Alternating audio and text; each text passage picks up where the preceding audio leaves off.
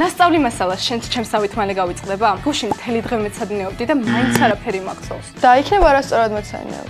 არასწორად მეცადინეობ, ანუ? ზოგიერთი ადამიანი ახალ ინფორმაციას მოსმენით იმახსოვრებს. ზოგი კონსპექტების გაკეთებით და შენ რომელი ხარ? რავი, არ მიფიქრია მაგაზე. აი ეს ჩემი კონსპექტია. ფერადი ჰაილაითერებით სულ თან აქვს. მე ახალ ინფორმაციას ჩაწერით ვიმახსოვრებ. როცა ხელით წარ, უფრო მეტად ვარ კონცენტრირებული. თან თუ რამე რთულად გასაგებია, ჩემებურად გადავაკეთებ ხოლმე, რომ მე მარტივად გადავიკითხო. კი, მაგრამ ჩაწერას და კონსპექტებს ბევრი დრო უნდა. ეგ მართალია, მაგრამ თუ ბევრი დრო არ გაქვს, ზოგი ადამიანი მოსმენითაც მარტივად იმახსოვრებს. გონი მეც ეგრე ვარ. თან შემიძლია ვისეირნო, ვივარჯიშო და რაც მინდა ის ვაკეთო და თან პოდკასტებს მოვუსმინო YouTube-ზე. მაგრამ რამდენად კარგად გამახსოვრდება ეს პოდკასტები? არ ვიცი.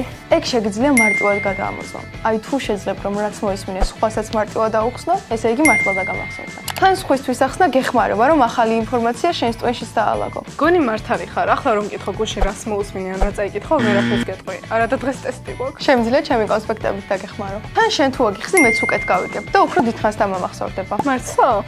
და შენ მოსმენით უფრო მარტივად იმახსოვრებ. ჩაწერით თუ სხვისთვის ახსნით. დაგვიწერე კომენტარებში.